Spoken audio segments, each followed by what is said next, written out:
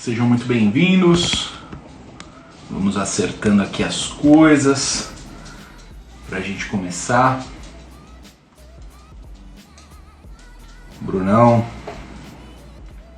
Jeff, nossos convidados já estão por aqui. Gi tá por aqui também, seja bem-vinda. Luana, Mari, Cleo, buenas, Gi. Sejam todos muito bem-vindos.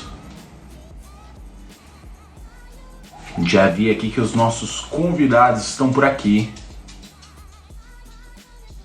Já chamo vocês, só vou esperar aqui o pessoal entrar. Boa noite, Cá. Boa noite, Jaque. Olha, Hélio, boas compras aí, bicho. Cuidado aí pra dirigir a volta pra casa aí, cara. Boa noite, Nara, Camila, Wesley. Sejam todos muito bem-vindos. A gente vai começar agora mais um Papo de Payments. Vou pedir para vocês aí que já entraram, mandar aí para as pessoas, né?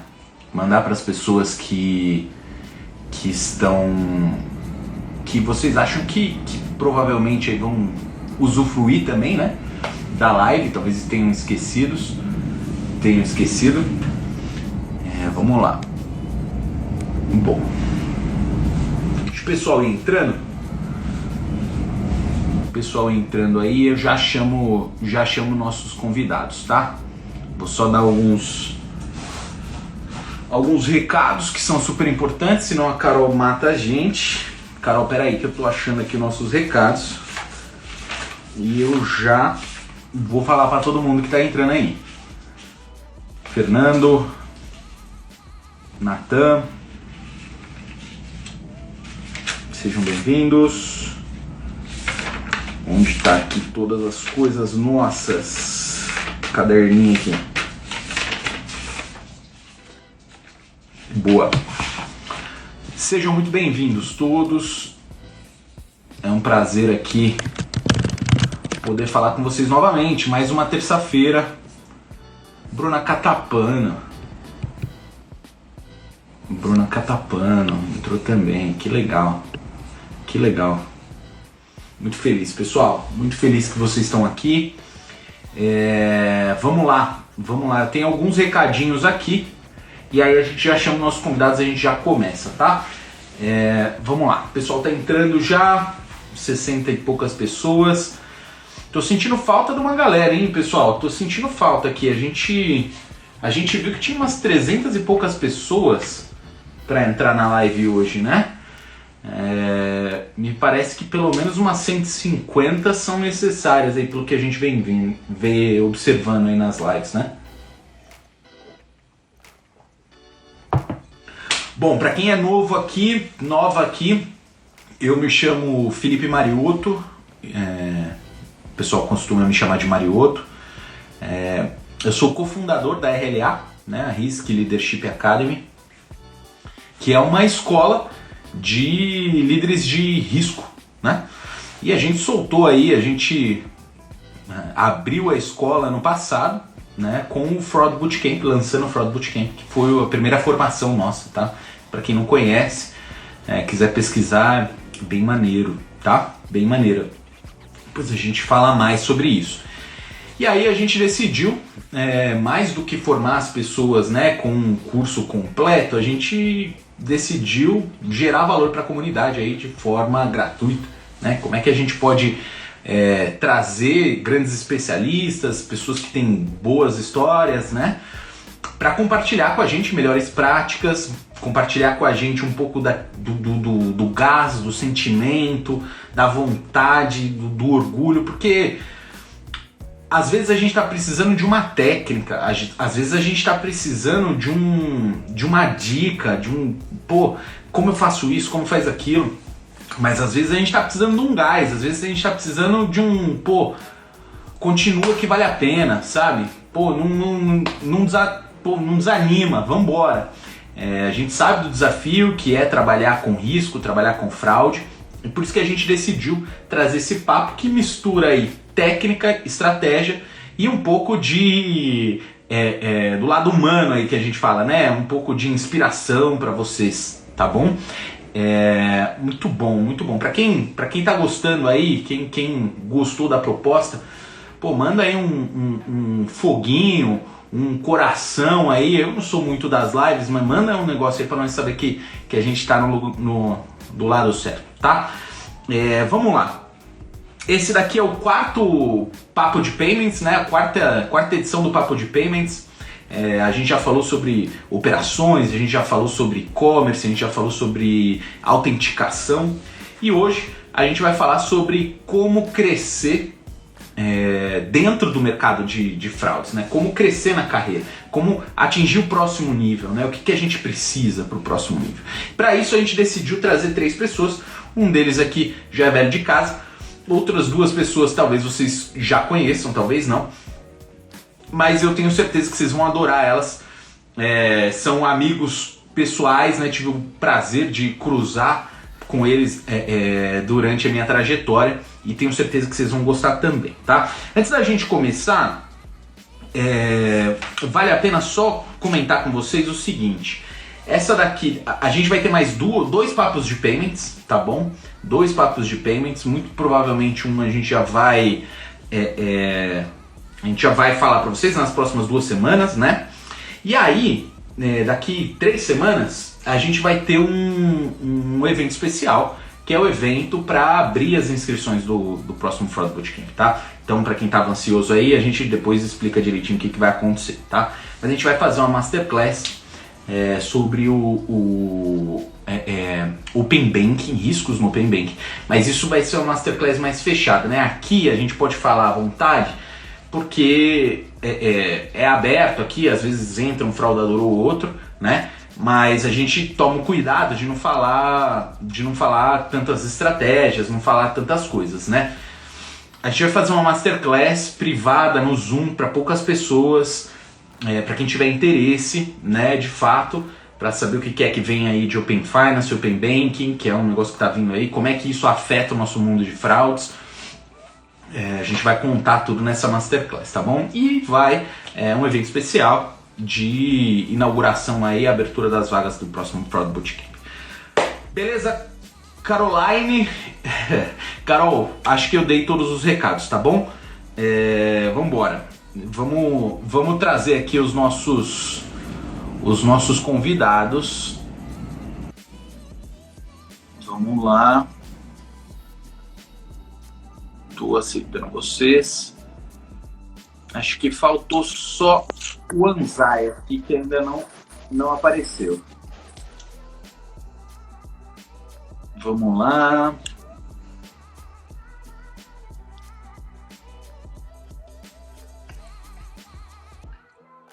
Bom, estamos aqui já com o Jefferson. Seja muito bem-vindo, meu amigo. Boa noite, pessoal. Boa noite, boa noite.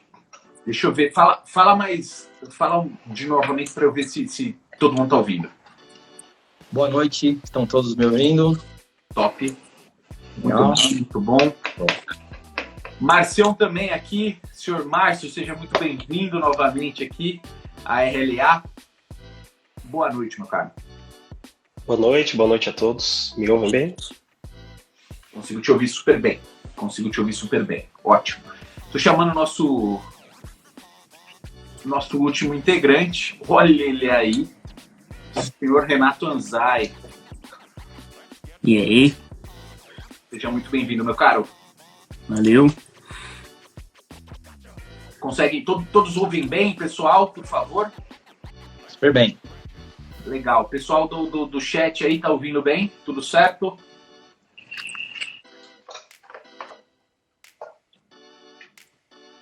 Meus amigos aqui, vou pedir só para vocês deixarem no mudo enquanto a gente não passa a palavra, só para a gente garantir que não tenha nenhum problema na live, tá?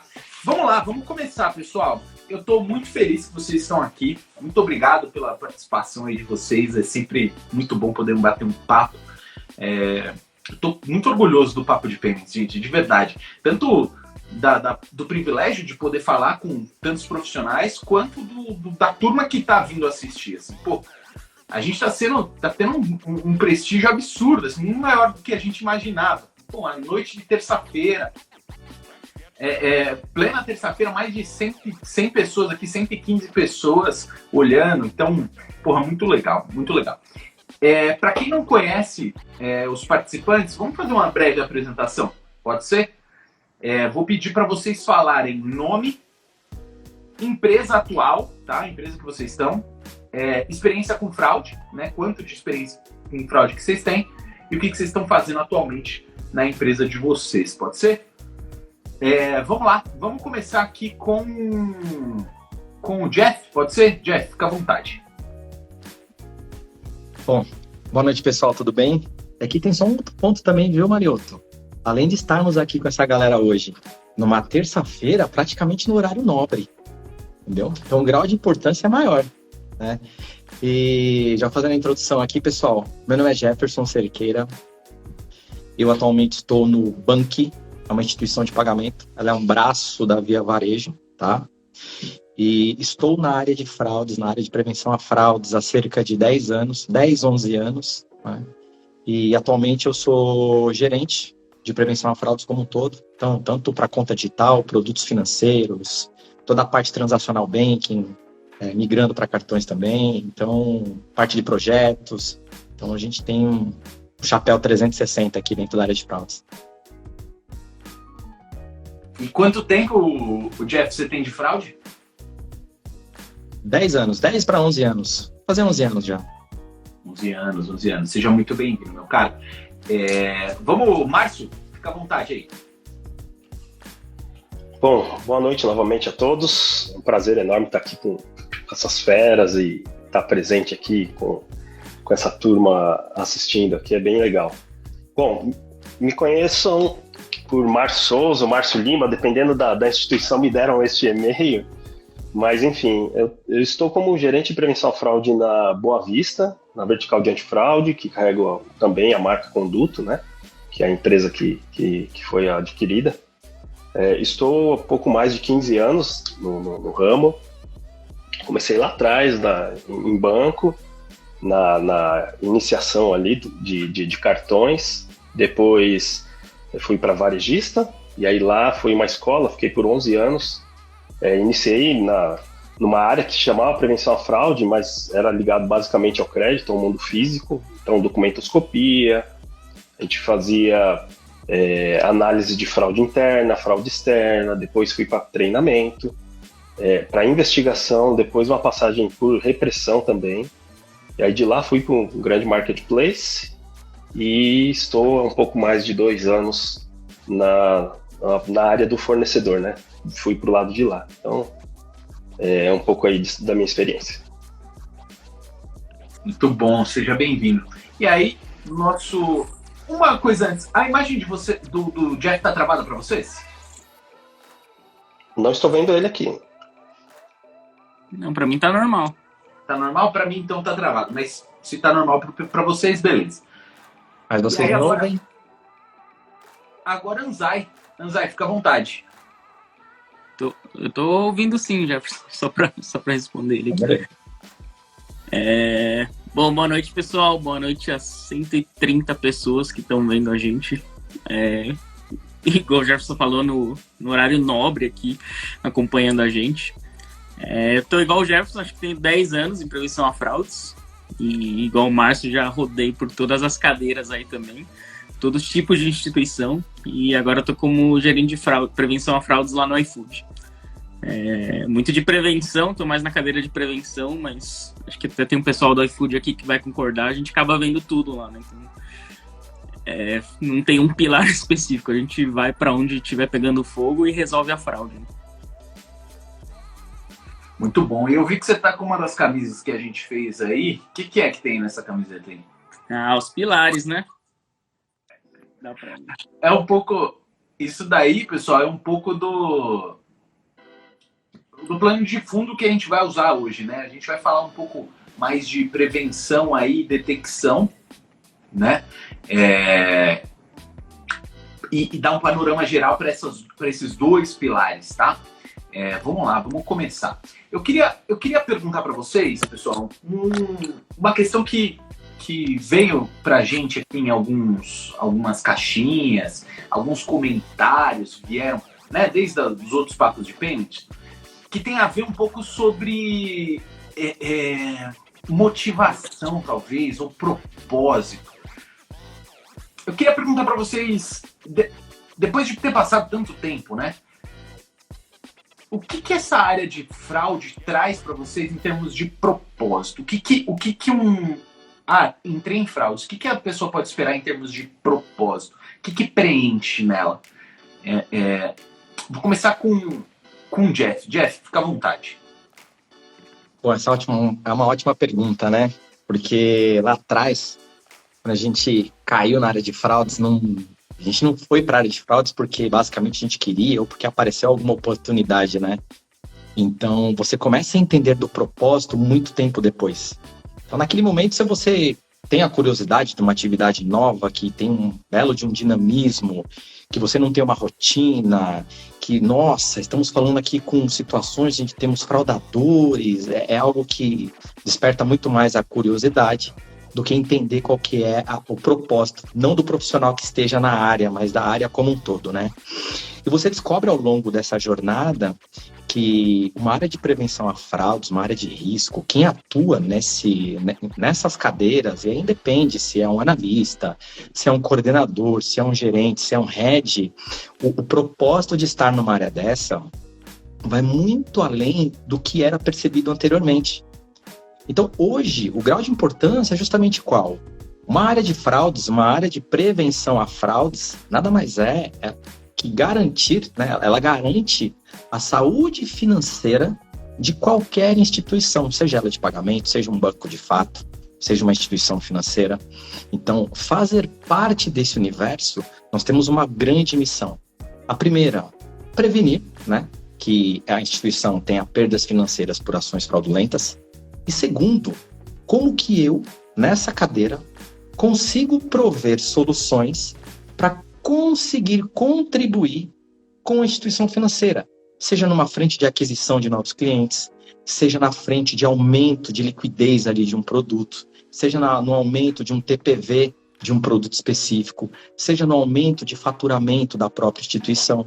Então, hoje, o propósito ele é muito maior do que era visto anteriormente, né? Então, se a gente volta ali a 10 anos atrás, o papel de fraudes ele era muito fechado no quadrado de fraudes. Então, eu trato aqui aquilo que é risco e tudo mais, e você percebia poucas conexões da área de fraude com as demais áreas de qualquer instituição que seja. Só que hoje esse modelo mudou, né? Esse modelo ele mudou justamente para que os profissionais tenham liquidez entre as áreas. Então, tanto faz a minha cadeira, eu preciso estar junto com um time de produtos, eu preciso estar envolvido com uma frente de aquisição, eu preciso falar de eficiência, eu preciso falar de custos também.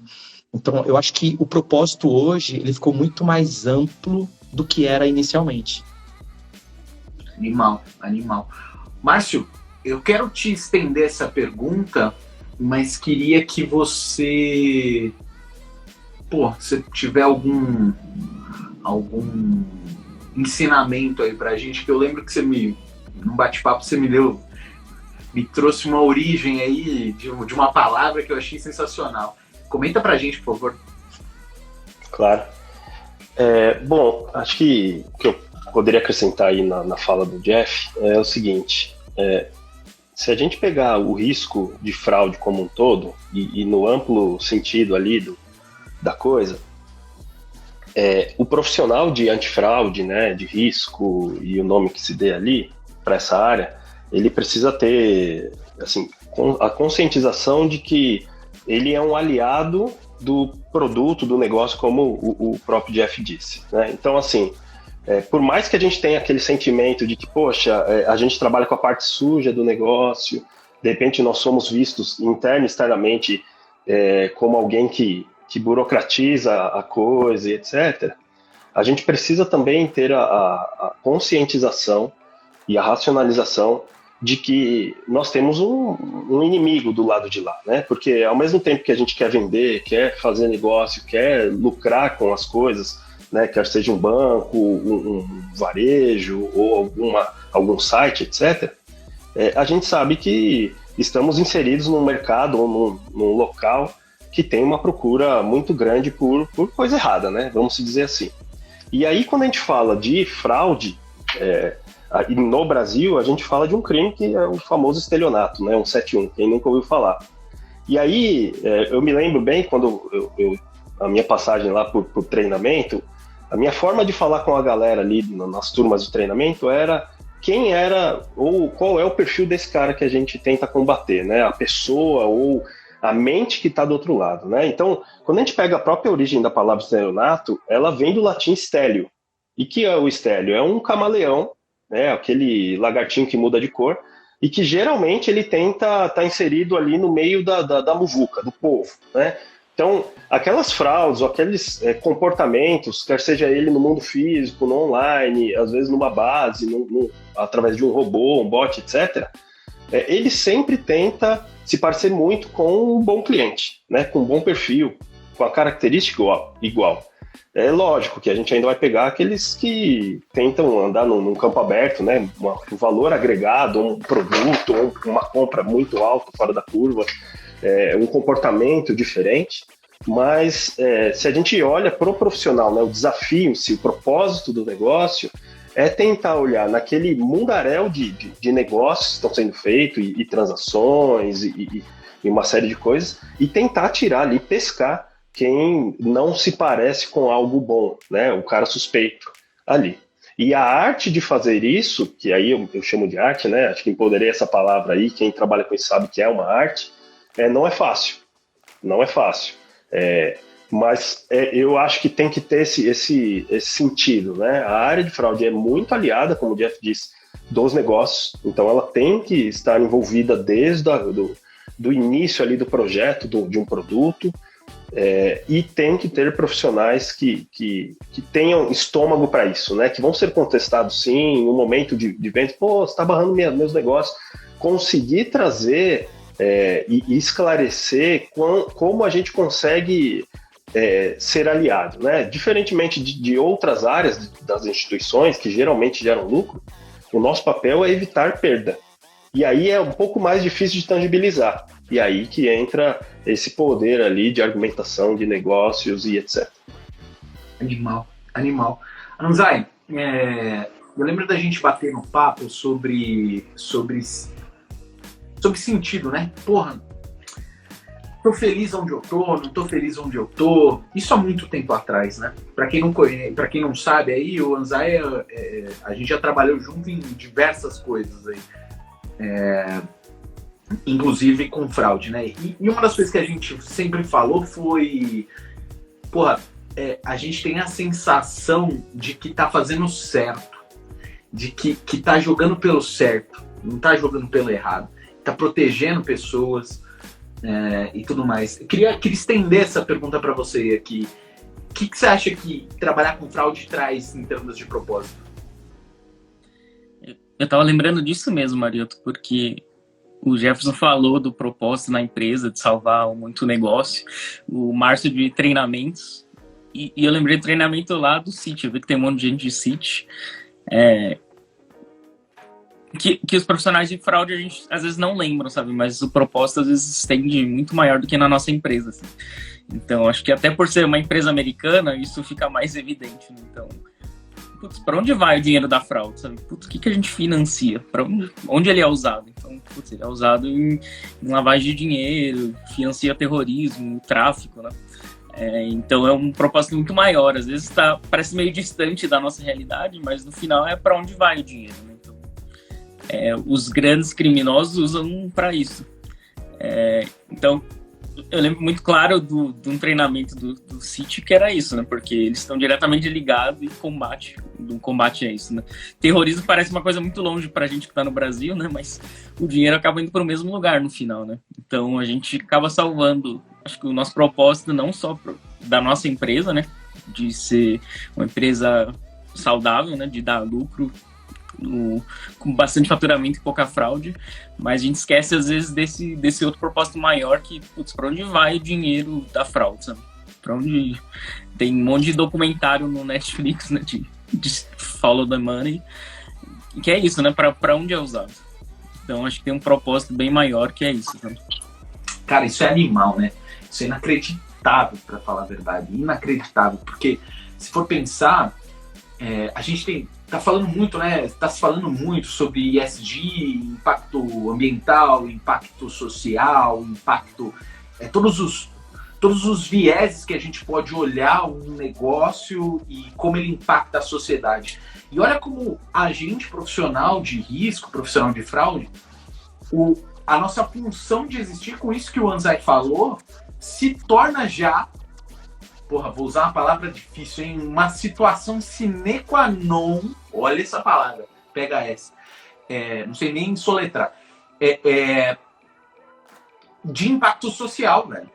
De impacto social. Olha como isso traz saúde social. Porra, inacreditável. Inacreditável. Vou até evoluir aqui o papo. A gente decidiu o tema dessa live, falar sobre como crescer na carreira, como dar o próximo passo, né? E eu já entendi que a primeira coisa é você assumir esse propósito, né, internamente ali. Olhar e falar, porra, top, isso é top, vou seguir por aqui. Achei um negócio muito legal. Mas tem as partes práticas também. E aí eu queria deixar o papo um pouco mais prático, tá? A gente falou de focar em 2 pilares, que é detecção, prevenção e detecção, né? Para quem não conhece, tem e-book aí, é só procurar lá, prevenção e detecção. E aí, dentro desse contexto, Jeff, me fala, por favor, o que se espera de um profissional que trabalha com prevenção ou com detecção, ou com os dois, né? Se você puder contar uma história ou qualquer coisa do tipo. A história tem várias, mas antes eu vou dar um passo antes, porque é o seguinte, cada cadeira dentro do universo de prevenção a fraudes é super importante. Então, muitas vezes, o profissional que está numa posição que tenha chegado agora, e aí pode ser que o profissional entenda, eu já tenho, sei lá, uma idade X e estou agora numa cadeira de analista, até eu chegar numa cadeira um pouco mais parruda, eu vou perder muito tempo, e na verdade não é nada disso.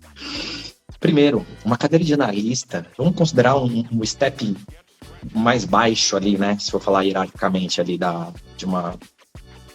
de uma cultura organizacional ali de detecção, de prevenção, o grau de importância de um analista de detecção, que é aquele analista que fica avaliando se aquela transação daquele cartão de crédito ou aquela TED que está indo para um banco ali ou para um Pix é de fato uma transação daquele cliente ou não, o grau de importância dele é extremamente alto. Por quê? Porque através das ações desse profissional que nós pilotamos toda a estratégia do negócio para saber se o termômetro e se o ajuste está sendo feito corretamente. Se a gente está impactando muito o cliente ou se a gente está permitindo que transações fraudulentas passem com facilidade ali, de acordo com as nossas estratégias. E só para citar um exemplo, de uma história muito, muito real, isso aconteceu em 2016, quando eu estava no Citibank, né? Então, nós tivemos uma situação onde uma analista, em pleno sábado, inclusive, né? Sabadão, tô trabalhando, às vezes você tá trabalhando um pouco mais relaxado ali, mas em detecção a fraudes, a atenção, ela é primordial até nos pequenos detalhes. E essa analista, num sábado, imagina que ele, para tomar uma decisão, para fazer uma análise, esse analista tem uma tela com um monte de informações, com mais de 50 informações e campos diferentes. E essa analista,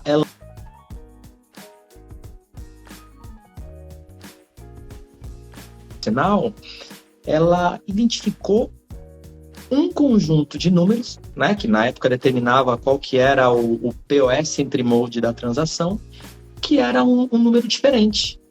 Ela foi bastante curiosa, né? Falou, não, a gente nunca viu esse tipo de transação aqui estranho. Ela foi lá, bloqueou, na época era cartão de crédito, né? Ela bloqueou o cartão, viu que as transações tinham um perfil um pouco estranho e chamou a supervisão. Quando a gente se deparou com aquilo, a gente falou, mas esse POS, esse conjunto de dados aqui, também a gente não conhece. O que está acontecendo, né? E a gente mandou para a área de atualizações para entender o que era aquilo. E a gente estava diante do primeiro ataque orquestrado de transações por aproximação. E naquela época, o Citibank não tinha esse produto. Se eu não tenho esse produto, como que eu estou recebendo no meu ambiente uma transação com essa característica? E aí, beleza, a gente pediu correndo ali para fechar um campo no autorizador para não permitir mais esse tipo de transação. E a gente começou a explorar, perguntar ali para os nossos parceiros do mercado, né, para os outros bancos. E, na verdade, já estava começando a acontecer um ataque, e já tinham instituições já tomando algumas perdas bem expressivas por fraudes, justamente por quê? Por conta de um detalhe. Então, quando a gente avalia o grau de importância das cadeiras que se ocupam na área de fraudes, todas elas são extremamente importantes. Né? Então, essa ação dessa analista permitiu que nós, enquanto instituição, não tomássemos uma perda muito semelhante do que aconteceu no mercado. E aí, quando a gente fala de propósito, quando a gente fala do tipo de profissional que a área espera, então, novamente, o modelo hoje de um profissional da área de fraudes mudou bastante. Por quê? Hoje, o que se busca não é somente aquele profissional que faz a sua análise bem feita, não é somente aquele coordenador que faz uma gestão da operação, não é somente aquele gerente que acompanha ali os indicadores e toma algumas decisões. Na verdade, o que se busca desse profissional, a necessidade hoje do mercado é que nós tenhamos um perfil muito inconformista. Não é? Ao menor desvio de comportamento, será que nós não estamos diante de um ataque de fraudes? O como que eu, enquanto profissional independente da cadeira, como que eu posso evoluir no meu conhecimento? Então, com o movimento digital que nós tivemos aí muito forçadamente também nos últimos 2 anos por conta de pandemia, e já o movimento natural de digitalização de todo o mercado financeiro, exige do profissional muito dinamismo, muito inconformismo, muita sede de aprender coisas novas e, detalhe, muita curiosidade. Então, profissionais como nós tínhamos lá atrás, muito focados ali no bit byte, terminei meu horário aqui, tá tudo certo, não importa se você acabou de pegar algo estranho, esse profissional hoje no mercado, ele não cabe mais, ele não se sustenta mais. Então, hoje o profissional dessa área, ele é extremamente importante, o nível de engajamento dele, para que a gente tenha um nível high level de performance, independente da cadeira, é extremamente fundamental. Cara, eu destaco aí, né, dessa profissional que você citou, curiosidade que você falou, e a coragem de levantar a mão, né? Porque, peguei um negócio estranho no sábado, ninguém nunca tinha visto esse negócio. Ela levantou a mão e falou, não sei o que é isso. Me parece estranho. E aí não só ela não sabia, como um monte de gente não sabia. Teoricamente o mercado inteiro não sabia. E começava lá a ter o POS Entry Mode lá 07 sendo utilizado. Olha que loucura. Muito louco, Jeff. Muito bom. Márcio, deixa eu te perguntar. Estendendo a mesma pergunta para ti, tá? O que se espera de um profissional de prevenção ou de detecção dentro desse contexto aí, desses 2 pilares? Se tiver uma história aí, melhor ainda também. Legal. É bem bacana ouvir isso do Jeff, porque a gente já havia conversado, a gente já trabalhou junto, inclusive, e eu acho que ele usou uma palavra que eu adoro, assim, eu ouvi no passado e sempre utilizo isso também nos dias de hoje, que é o inconformismo, né? Mas para agregar aqui outros comportamentos, e aí já lembrando aqui de um fato que aconteceu, e isso há bastante tempo, a gente também pode dizer que um profissional de antifraude ele não pode subestimar nenhuma situação, né? Ele tem que acreditar que tudo pode acontecer. Tem até um ex-gestor meu que acredita até eu que ele esteja assistindo aqui, mas ele vai saber dele por conta da frase, que ele fala muito do seguinte, ó, confiar é bom, desconfiar é melhor. Então, assim, quando a gente desconfia, não é o desconfiar porque a gente só não acredita se a pessoa é boa. O inverso também é uma verdade, né? A gente sabe que a posição do antifraude de risco ali, ele é um aliado ao negócio, e a gente já falou aqui. Então, é desconfiar também quando tudo parece muito ruim, né? No caso, hoje eu estou do lado de um fornecedor, então a gente trata diversos sites, diversas lojas e produtos, mas trabalhar neste ramo é desconfiar quando tudo parece muito óbvio, muito certo, né? Então, assim, o que acontece naturalmente? É cair numa zona de conforto.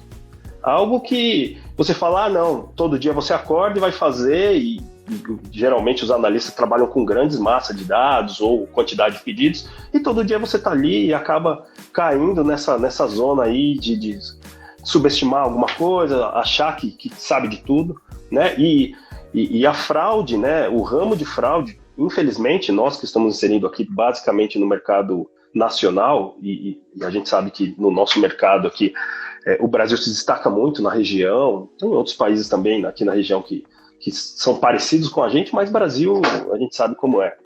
E então, tudo pode acontecer, né? Acho que o Jack trouxe um exemplo bem legal, e aí me fez lembrar, né?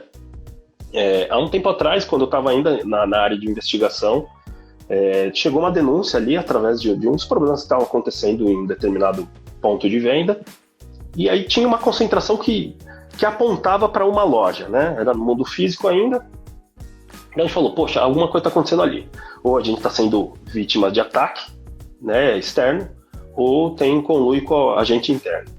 E aí, à medida que a gente foi fazendo essa análise, né, era uma equipe um pouco maior, eu especificamente estava fazendo um outro levantamento, outro estudo, mas os colegas bem próximos assim fazendo. E sempre, para quem trabalha com isso, sabe que é uma troca contínua, né? Durante o dia, você sempre valida. Eu acho que isso que é interessante e vale a pena destacar, o quanto o companheirismo faz parte, né? Uma pessoa flexível, uma pessoa aberta, uma pessoa humilde para ouvir, para aprender, para dizer que errou, para dizer que acertou, acreditar, né? Acreditar em si, e aí vocês vão entender aquilo que eu estou dizendo. E aí, tudo apontava para um conluio. Chegou um momento que a gente sabia, alguém está envolvido porque algo está acontecendo e faz parte disso. E aí a gente falou, cara, e como que vai fazer? Então, o que a gente teve a ideia? Bom, vamos pegar os funcionários daquela loja, pegar endereços de residência, telefones, endereços de entrega para quem eles já compraram, a gente tinha esse acesso, e a gente não encontrou nada. Depois a gente tentou fazer os cruzamentos, né? Fazer as triangulações, com alguém, etc. E aí deu um estalo em um dos colegas, e aí falou, vamos pegar endereços de parentes próximos que moram ali, era uma cidade pequena, não era uma cidade grande, não era em São Paulo, e vamos ver como que entregou. E aí, por acaso, a gente encontrou por sobrenome ali uma pessoa que era compradora da loja e que tinha o mesmo sobrenome. E aí é aquilo, né? A fraude sempre deixa um rastro, um rabo para trás ali, para nossa sorte. E aí a gente pegou um endereço que era uma tia de um dos colaboradores da loja, e nesta rua tinha entrega de fraude, porque a gente sabia do endereço de entrega. Falou, poxa, já tem uma ligação com uma pessoa. E a gente falou, poxa, muito estranho ainda, vamos tentar fazer mais, né? E aí é onde entra o comportamento do profissional, né? Muitas vezes a gente vai achar que, perdemos o rastro, perdemos a trilha, né? Como se fosse um mundo físico, alguém correndo atrás de alguém e falou, embaralhamos aqui no caminho. Mas naquele momento a gente falou, poxa, vamos ter a ideia de tentar fazer aquela engenharia social, falar com o vizinho, etc. E os birôs traz essa facilidade, alguns deles, da gente jogar o endereço, encontrar o vizinho, e aí tem aquela máxima, né? Os vizinhos às vezes sabem mais da nossa vida do que nós mesmos, principalmente os vizinhos da frente, né? Nossa, onde a gente sai, todo mundo sabe a hora que saiu, o que fez, etc. E aí a gente encontrou um telefone, e aí eu falando com o colega, falou, liga lá. E aí era uma senhora, a gente, sim, deu um... E aí é onde entra também o dinamismo, né? A questão da investigação. Muitas vezes a gente acha até que a gente está dentro de um... Eu até comentei isso lá no painel que a gente teve, que parece um seriado de investigação americana. Então, a gente ligou e falou, E aí eu até comentei com algumas pessoas que eu não sei como que ainda colou essa desculpa, mas foi e funcionou. Poxa, eu estou procurando uma pessoa aí da rua, mas me deram uns telefones aqui, me parece que não é contigo, mas você consegue me dizer se tem alguém aí na rua que vende produtos assim, assado, tal. E aí a pessoa falou, não sou eu, mas tem sim, eu sei que tem um rapaz aqui que vende produtos seminovos, ele trabalha assim.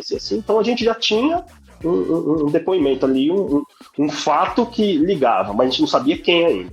Então foi nos gestores ali, falamos disso, falou, ainda não tem materialidade suficiente, vamos investigar um pouco mais. Mas a senhorinha da frente já sabia e já tinha vomitado, né? Enfim. E aí foi até engraçado, porque aí depois ela falou o nome, a gente já tinha mais ou menos esse nome, né? E aí foi que a gente depois descobriu, e aí fizemos essa triangulação, descobrimos que havia, né, um agente interno, que depois, aí é o famoso, a gente acha um cabelinho, um pelinho, quando a gente puxa tem um corpo enterrado, né? Aquela trama toda. E aí, o que eu destaco para isso, né? E aí acabou que a gente descobriu que havia agente interno, externo, havia um conluio, tinha até participação e acobertamento de agente da polícia, etc. Foi um bafafá na ocasião, deu prisão, etc. Mas o que eu queria destacar aqui do comportamento, né, do profissional é acreditar no seu feeling, né? Acreditar em si. Então, assim, é um conformismo mesmo, como o Jeff disse, não subestimar a situação, sempre trabalhar em conjunto, essas camadas de hierarquia, né, como o Jeff apontou ali, o seu gestor imediato, depois trazer alguém, um colega que está participando, né, geralmente o aliado é também a área jurídica, o departamento jurídico, para a gente não extrapolar, não invadir ou deixar de gerar informações. Por exemplo, nesse contexto dessa história, a gente precisava abrir com materialidade, então tinha toda a questão de, poxa, o que é válido, não é, o que você pode falar, o que você não pode, para não prejudicar. Então eu acho que é um aprendizado contínuo, né? Então eu contei algo aqui que havia numa investigação praticamente de fraude interna, mas quando a gente fala do agente externo, do fraudador, a gente tem que acreditar que ele está sempre um passo à frente, ele está estudando, assim como a gente está conversando aqui, ele está pensando no dia de amanhã, Pix hoje, né? Existem transações hoje de pagamento pelo próprio WhatsApp, tanta tecnologia. Por exemplo, hoje mesmo eu vi um depoimento, um comentário aqui no LinkedIn da Febrabantec, né? Está acontecendo nesses dias agora, o tanto de soluções de antifraude que já tem lá posicionada, né? Num mercado que parecia um pouco intransponível, né? Como que os bancos hoje, né, financeiras, grandes instituições, têm poder tecnológico para investir e fazer, mas nunca se ouviu tanto, né, no mercado aí, nos últimos anos, vazamento de informação, vulnerabilidades que no final da história é um profissional, é uma pessoa que tem que pensar. As máquinas funcionam como se fossem máquinas de ficha, né? Ainda tem que ser um ser humano ali que dá um input e que ensina e que mostra, né? Então é acreditar em si, se capacitar, né? Sempre buscar aprender. A própria RLA é uma grande fonte geradora de conhecimento hoje, mas tem alguns cursos, tem pessoas, mas na prática é quando a gente aprende, né? E aí é aquela humildade de quem está no mercado, de receber esse profissional, de ser um companheiro, de quem é gestor, de capacitar, de ensinar, de formar pessoas, né, com muita humildade, muito conhecimento, e eu tenho certeza que é um mercado super promissor. Cara, que animal, né? É muito nesse contexto aí que a gente decidiu criar o Fraud Bootcamp, né? Tem muita tecnologia, mas a gente vê um apagão de profissional, principalmente com o mercado brasileiro mudando muito, né? Pix veio, QR Code já entrou, Open Banking, Open Finance, que tem um escopo maior. Cadê os profissionais que conseguem pensar fraude para esses novos produtos que estão sendo lançados? Anzai, você quer comentar alguma coisa aí dentro desse contexto ainda do que se espera do profissional? Acho que 2 pontos. Um que o Márcio falou faz muito sentido, de ter aquele ditado, né, que tempos difíceis fazem pessoas fortes, né? E em fraude isso é muito verdade, e o contrário também, né? Então quando a fraude está pegando, a gente consegue formar a gente mais fácil, assim. Então todo mundo fica alerta, sabe que fraude vai acontecer. E quando tá fraco, tem alguma coisa errada, né? Se não tá tomando fraude, alguma coisa está errada. Então, ou você vai tomar, os fraudadores estão se preparando, mas a gente acaba entrando naquele marasmo, né? Então, putz, a fraude está controlada, tô com 2 base points lá, não tem mais o que ver, e a gente acaba ficando com um pensamento muito restrito e acaba deixando de ser estratégico por conta da nossa visão que aperta, né?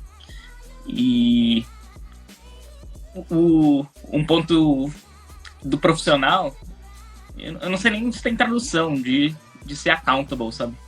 Não sei como traduz isso, mas acho que é da história do Jefferson, sabe? É diferente de ser responsável, né?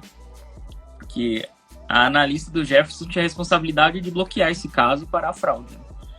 Mas quando você é accountable, quando você age como dono, como você se sente dono do negócio, aí que você vai atrás, né? Então fala, putz, o que é isso? Bloqueei aqui, essa fraude podia ter evitado, sei lá, R$2.000, mas o que aconteceu aqui? Eu quero ir atrás e entender o que eu posso fazer para evitar as próximas, né? Então, acho que não tem como estar em fraude sem você assumir essa responsabilidade, sabe? Sem você agir como dono do negócio. Vou tentar resumir aqui pra gente. A gente falou de várias coisas, né? A gente falou que o profissional, ele precisa ter constantemente curiosidade, constantemente coragem de levantar a mão, falar, ó, tem alguma coisa errada, tá estranho isso, tem que ter coragem, mesmo porque talvez esteja errado, mas ele tem que levantar a mão. A gente falou sobre acreditar em si mesmo, feeling, né? Acreditar no próprio feeling, que o Márcio falou, inconformismo. Aí agora a gente falou de accountable. Eu gosto de traduzir accountable como um paralelo entre poder e responsabilidade, assim. É quase como o Uncle Ben, né? É quase como o tio Ben do Miranha. Que é quando você tem o poder de fazer algo e você assume essa responsabilidade, e você entende que essa responsabilidade essa sua atitude vai atingir outras pessoas, você está sendo accountable. Que a gente vê muito por aí, não só profissionais, mas em outras áreas da nossa sociedade, há muita gente que tem poder e não tem a responsabilidade, né? Não exerce a responsabilidade que aquele poder exige, né? Então é aí que você não está sendo accountable. Então accountable é esse equilíbrio entre, tá bom, entendi o que eu posso fazer aqui, o poder que eu tenho nessa cadeira e tô assumindo a responsabilidade para isso, né? Uma das coisas que me saltam os olhos aí do que o Jeff falou sobre o impacto do que o analista ali na base tem é muito interessante, porque a gente vê políticas públicas sendo alteradas por conta de insumos, inputs que as empresas dão sobre as fraudes, sobre o que está acontecendo. E aí, às vezes, você é analista, você não está vendo que esse input está sendo dado, porque é dado pelo vice-presidente da empresa lá, que se vai lá num comitê X e fala, olha, tá pegando isso e tal. Mas é um caminho que se o pessoal de baixo aqui, né, essa galera que tá com a mão na fraude mesmo, né, se esse pessoal não une essa instituição de informação, né, se a informação é passada de forma nítida, de forma clara, o tal do vice-presidente, da vice-presidente, quando vai no comitê, não consegue expandir esse impacto social e falar assim, olha, gente, a gente tem um problema aqui, né, e tal, vamos tratar isso. O próprio sequestro do Pix, acho que é uma consequência dessa comunicação da gente profissional com outras instituições, né, outras instituições da sociedade. Isso é muito louco, gente. O impacto que vocês têm no dia a dia é, porra, fantástico, fantástico.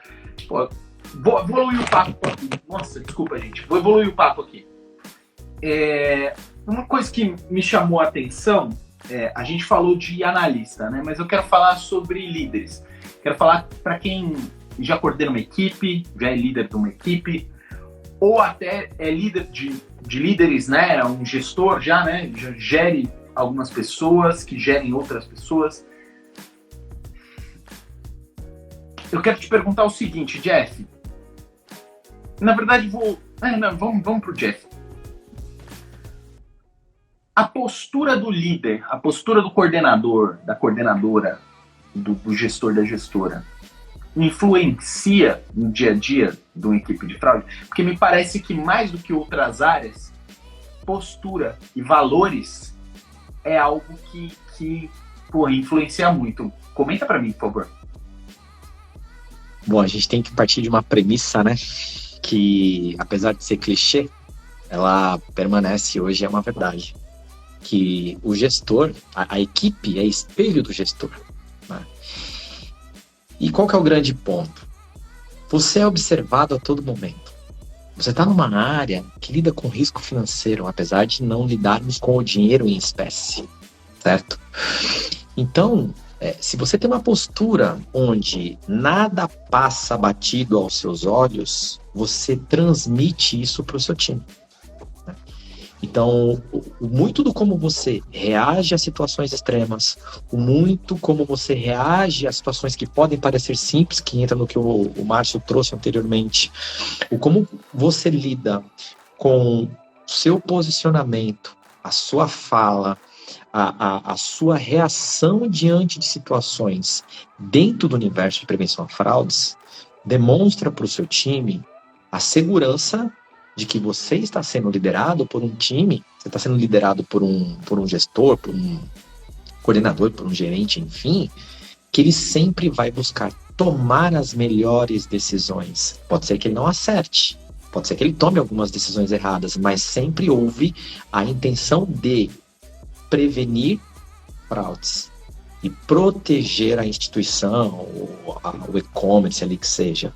Então, só que isso é perceptível numa fala de corredor, num posicionamento numa reunião, com o grau de importância que você dá quando um indicador da sua área, que é muito importante, o que você faz com aquilo, se você se incomoda em saber que a instituição na qual você está ali para trazer uma saúde financeira está perdendo rios de dinheiro, e tudo bem, você não tem a melhor solução agora, né?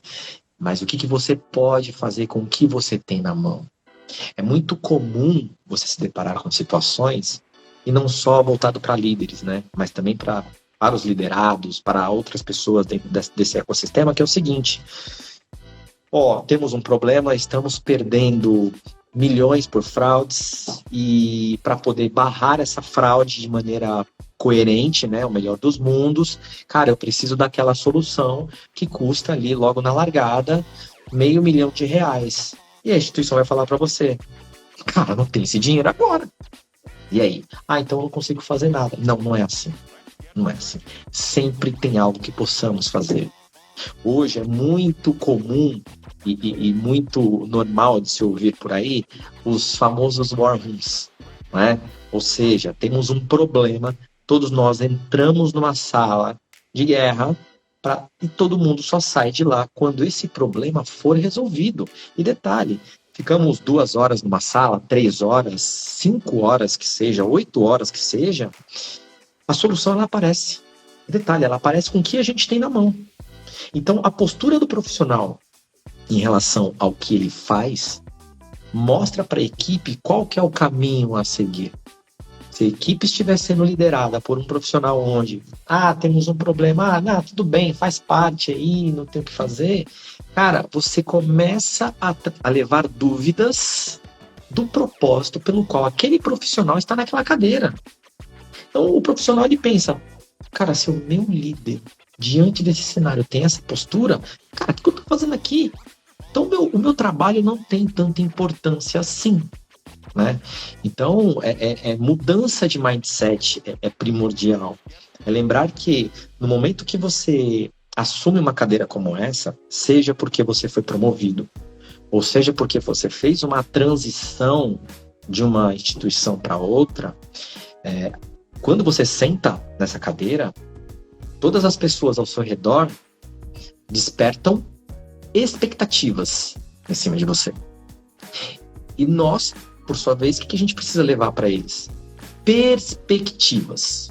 Pode ser que eu não consiga atender às suas expectativas, mas eu vou te levar perspectivas.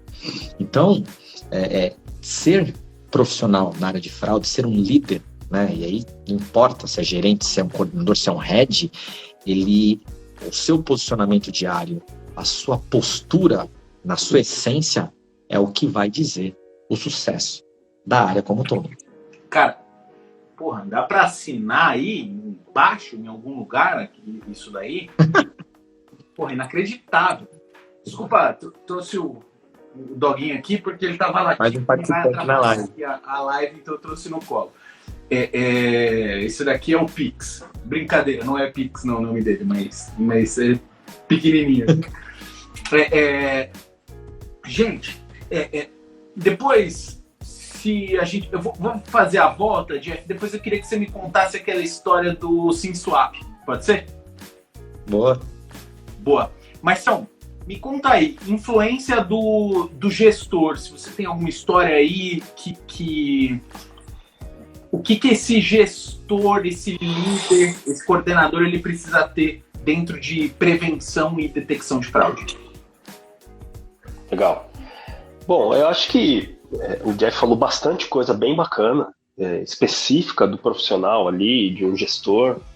Mas se a gente pensar amplamente, né, a cadeira de um gestor, e não só no nosso ramo aqui de antifraude, e pensar um pouco até amplamente para o sentido disso, porque eu aprendi ao longo do tempo que um bom profissional, ele é bom profissional independente da área que ele atua, né? Então, as empresas hoje buscam muitos profissionais que ele não se encaixa único e exclusivamente para um ramo de atuação, né? Às vezes é carência de bons gestores para mais de uma frente. E quando a gente fala disso, diversos adjetivos vêm, né? Então, assim, o que um bom gestor precisa ter, né, e ser? Ele precisa ser confiável, o time precisa confiar, porque gestão, né, liderança você não impõe, você conquista. Então ele tem que ser confiável e confiante, acreditar ao mesmo tempo que precisam acreditar nele, né? Ele precisa ser corajoso, ser aquele cara que se posiciona, né, que tem opinião, né? Então, porque quando a gente fala especificamente na nossa área, sempre é muito questionado, né? Então sempre é muito embasado para que a gente consiga mudar algum cenário, dizer que não faz sentido, etc. E aí já me vem à mente até uma situação que aconteceu. Mas ainda falando disso, esse cara ele precisa estar antenado, né? Ele precisa saber o que está acontecendo, onde é que a área dele ali, o time dele e o que ele faz se encontra na esteira toda ali dos negócios da empresa, né? Por um outro lado, e aí falando de gestão, né, de pessoa inspiradora, etc., é aquele cara que encoraja o time, né, que acredita. Acho que você tocou num ponto, Mariotto, que é legal, né? O analista ele precisa acreditar nele e arriscar, mesmo que ele saiba que ele vai errar.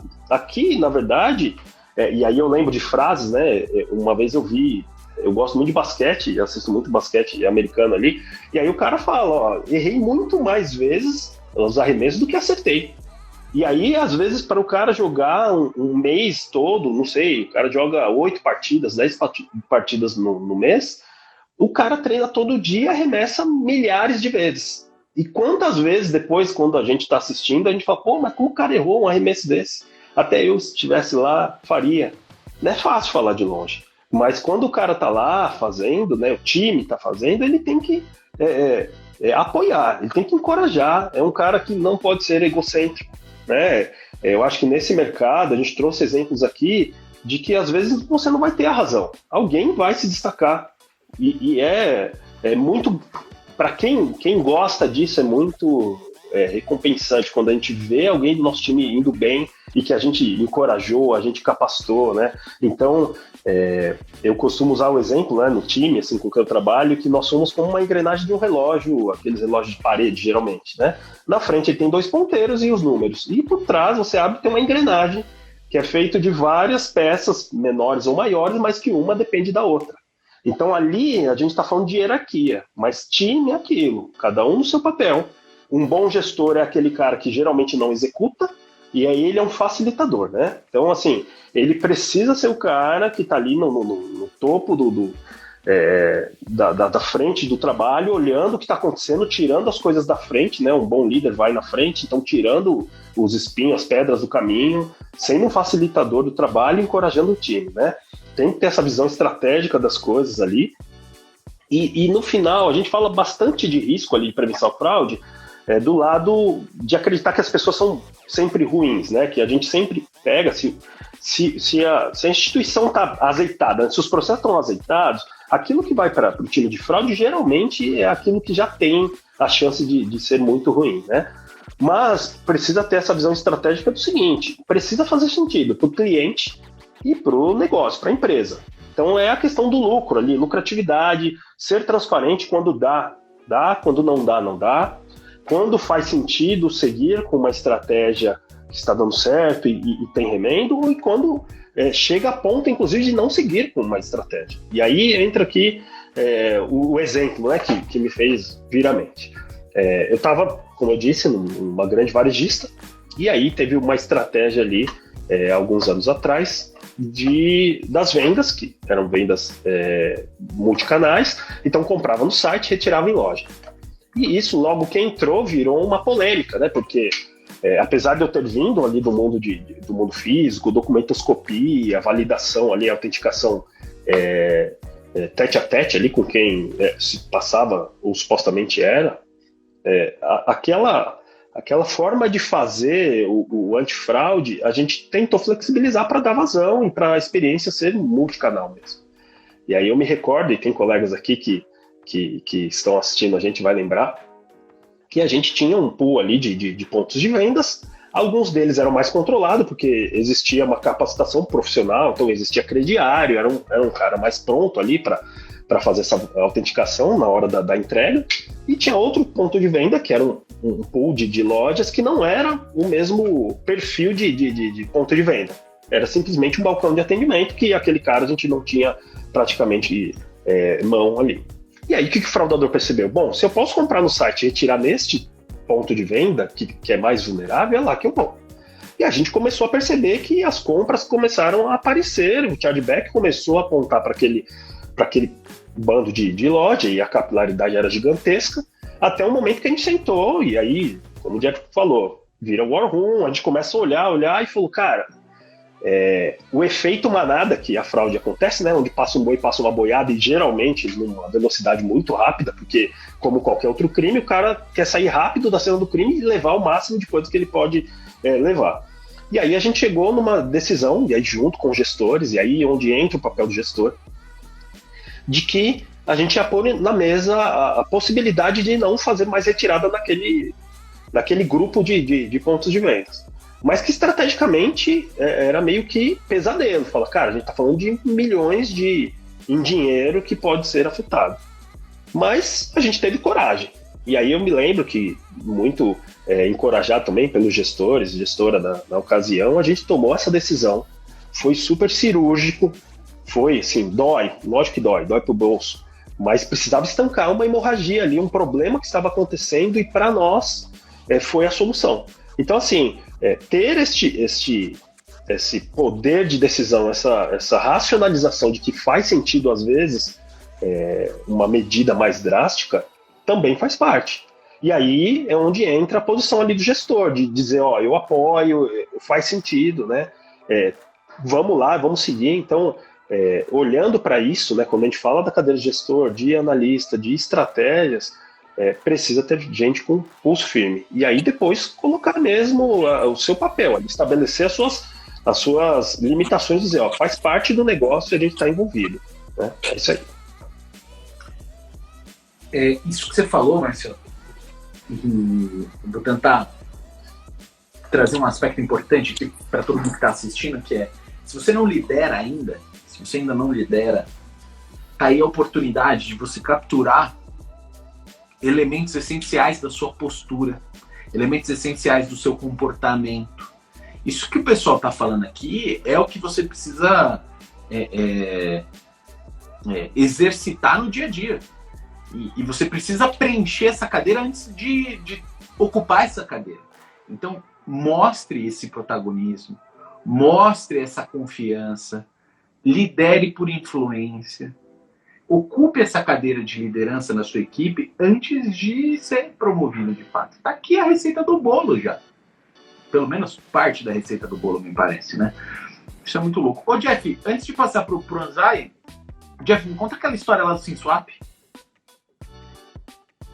Vamos lá, pessoal. Bom, essa história aí foi muito...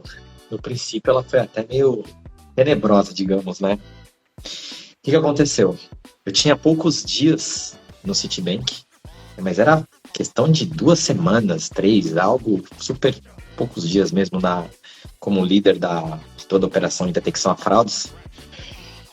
E naquela época, eu tô falando aí de 2014, tá? E naquela época, a modalidade de fraude, sem swap, e depois, para quem não conhece a modalidade, fica a dica aí de fazer a inscrição no curso e entender um pouco mais sobre esses universos. Ó, depois vamos considerar isso aí, tá, pessoal? Porque eu não tava na live, não. Beleza. O que aconteceu? Era uma modalidade nova de fraudes, tá? A gente já sabia um pouco como ela acontecia, só que não existiam ferramentas ainda para barrar esse tipo de modalidade. Então, o que a gente barrava de fraude nesse momento era na unha mesmo, era com análise, era com tomada de decisão. E o que era mais engraçado? Isso acontecia sempre em determinado período do dia. Então, os fraudadores, eles tinham um turno também. Eles começavam ali por volta das 5 da tarde e iam até 10 da noite. Justo no meu turno. Eu falava, cara, porra, velho. Há um tempo, né, meu? E aí o que aconteceu num determinado dia? Eu acho que nesse dia aí a galera se orquestrou para falar, cara, hoje a gente vai fazer um ataque soviético aqui no Citibank e vamos ver o que a gente arranca, né? E aí simplesmente um analista nosso pegou um caso e falou, tô com um caso daquele aqui. Então vamos dar uma olhada. Puta, é esse caso mesmo. Mas foi um efeito cadeia na operação. Eu tô falando de uma operação com mais de 25 pessoas. A pessoa do lado já levantou a mão e falou, tô com uma situação aqui igual. Tá, 2 pessoas até vai. A terceira, a quarta, a quinta, a sexta, eu falei, pô, é ataque.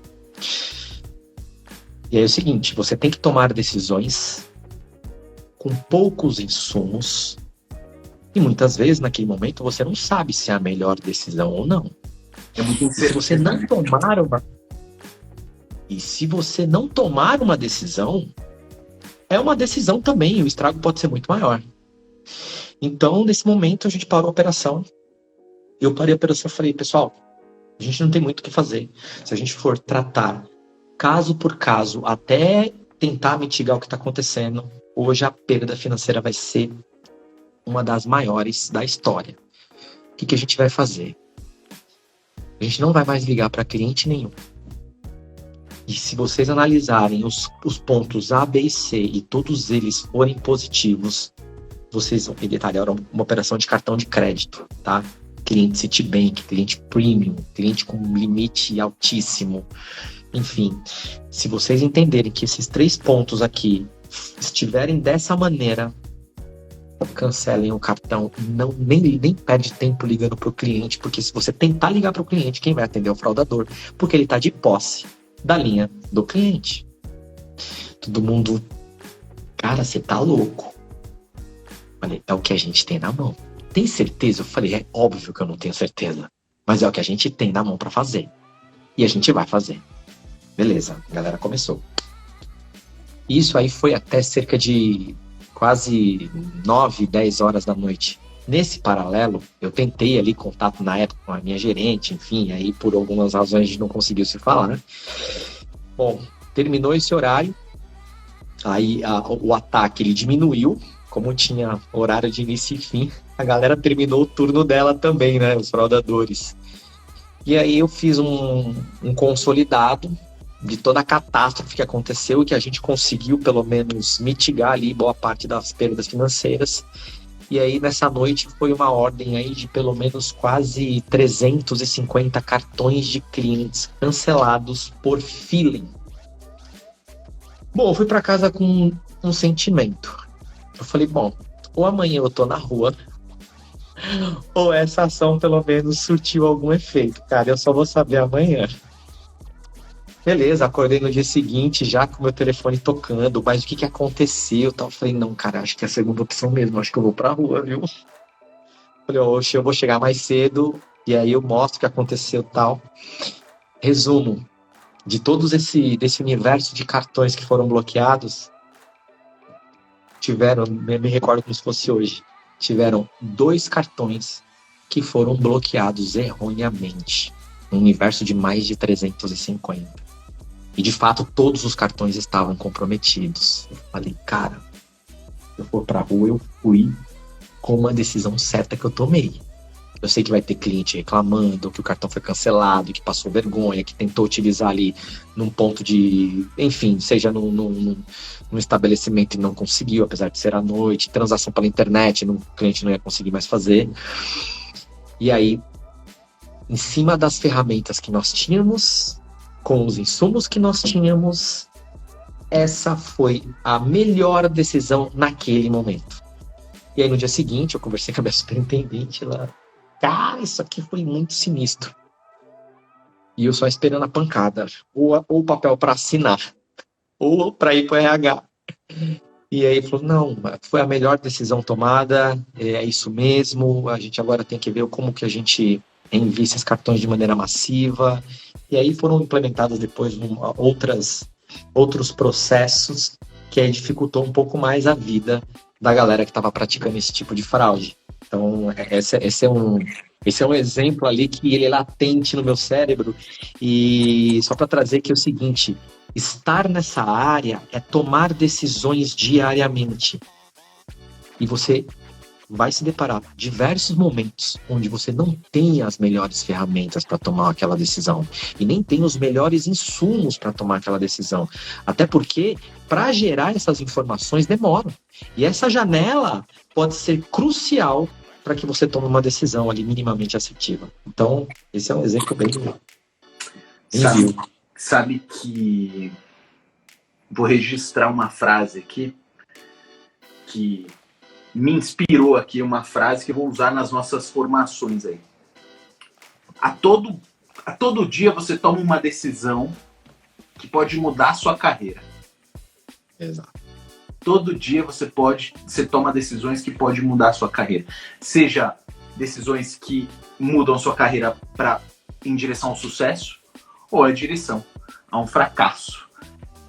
Seja decisões que vou decidir comer um negócio que vai fazer bem, vou decidir comer um negócio que vai fazer mal. A todo tempo eu estou tomando decisões importantes. A todo tempo eu posso mudar a minha carreira por uma decisão que eu tomei. Como a gente aprende a tomar decisões? E aí o Jeff vai falar melhor do que eu de como a gente está fazendo isso no curso, mas eu vou começar a usar essa frase, decisões que mudam carreiras. Porque é sobre isso, pessoal. É sobre isso que a gente compartilha no final. O Anzai, comenta comigo aqui um pouco dessa história de coordenação, de liderança também, por favor. Ficou até difícil depois dessas histórias aí. Essa eu lembro bem, Jeff. Eu lembro quando começou a aparecer isso no mercado. E, cara, era algo muito novo. E lembra, não sei se vocês lembram, mas fazer portabilidade era um bagulho muito difícil. A gente falou, como o fraudador consegue fazer tão rápido? Se eu quero mudar de operadora, eu demoro 2 semanas aqui. Como ele consegue fazer tão rápido? Então era uma fraude surreal, assim, que a gente não acreditava que estava acontecendo tão em escala, assim, né? Mas acho que esse é o ponto, né? Do marido perguntou da postura, né? É isso, né? Puta.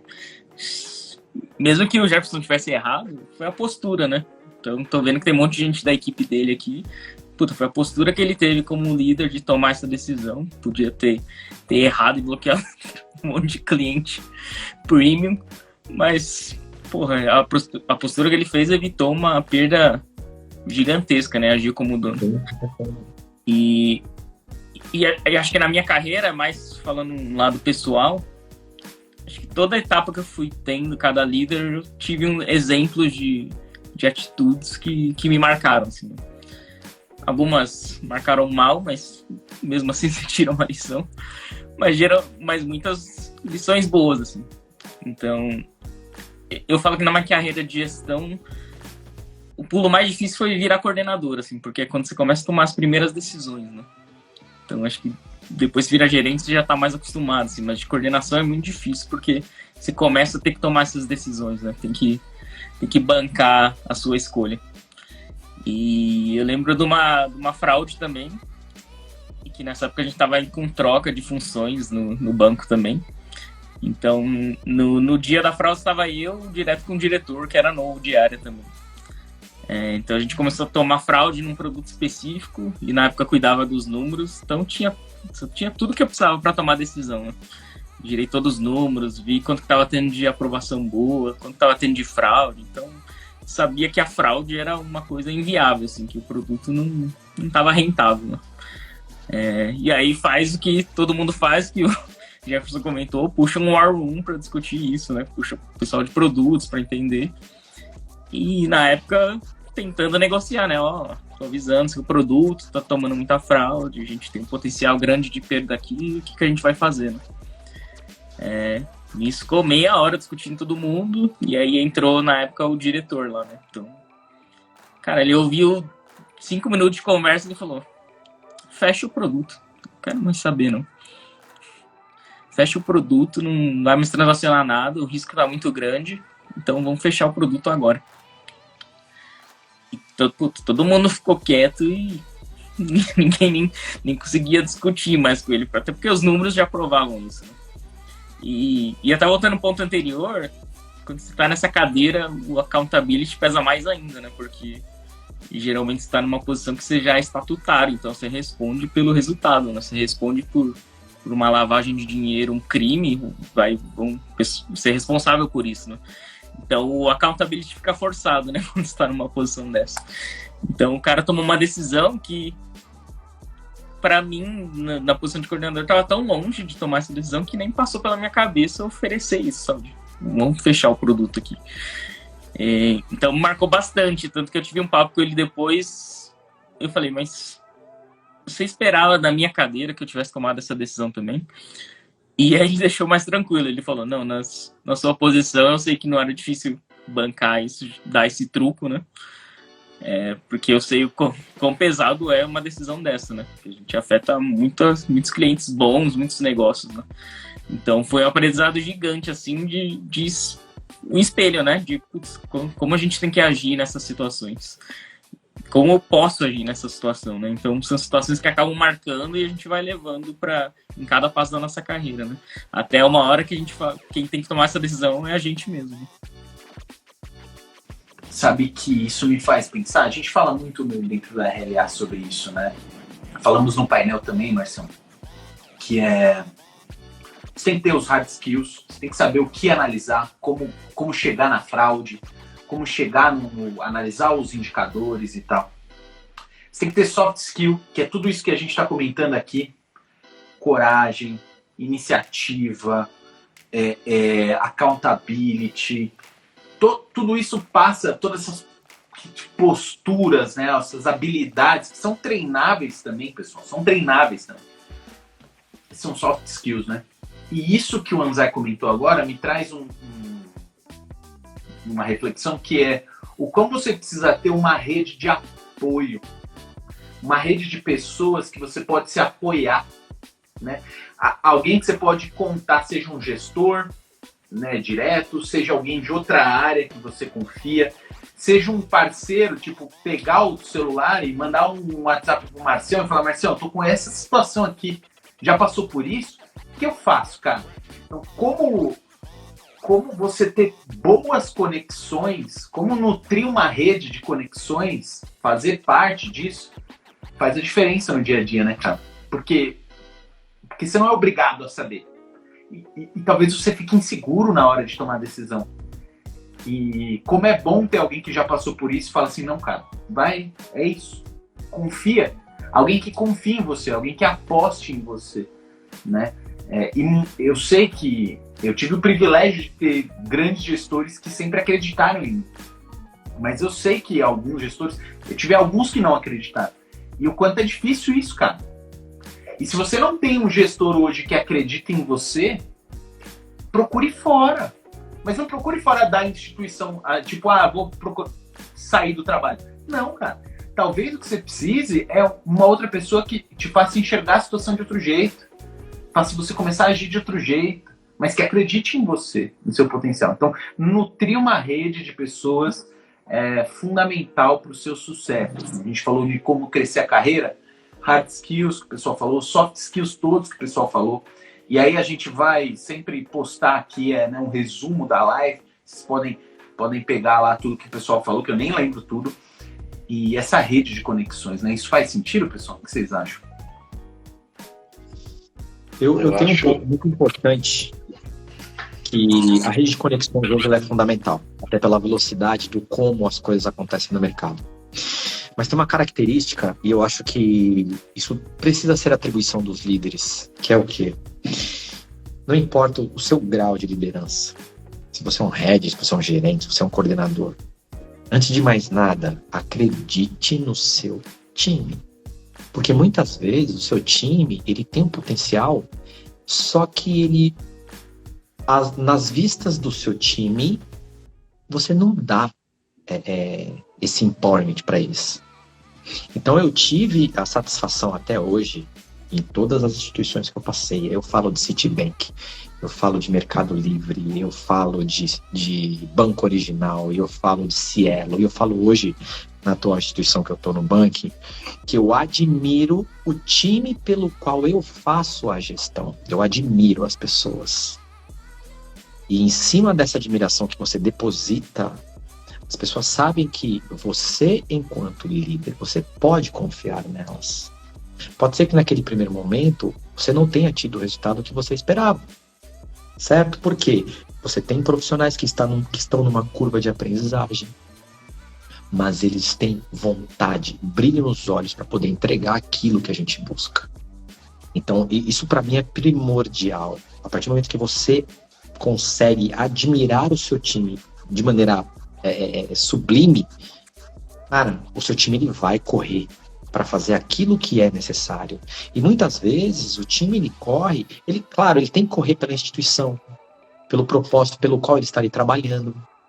Mas tem uma situação que a gente desenvolve num relacionamento entre pessoas do time e líderes, que é o quê? Muitas vezes a estrutura está correndo também por você. Isso para mim é sensacional, porque mostra que você está num caminho certo. E sabendo que em algum momento você vai tomar uma decisão ali que não é muito agradável, você errou numa decisão e faz parte do jogo. Então, ter um relacionamento, um network amplo no mercado é fundamental, mas acreditar no potencial do seu time é primordial. Quer complementar, Marcelo? Claro. Eu gosto bastante dessa linha que o Jeff adotou, né, do gestor, e aí eu posso acrescentar o do liderado, né? O liderado ele precisa estar sempre antenado e aí volta ao que a gente já disse ali, de inconformismo, de não entrar numa zona de conforto, entender onde ele está posicionado, qual é o papel dele, né? Então, quando a gente pega como exemplo, de repente, Forças Armadas, né? Você pega o Exército. Cara, o soldado ele tem um papel importantíssimo ali e é ele quem faz acontecer. Então, o gestor...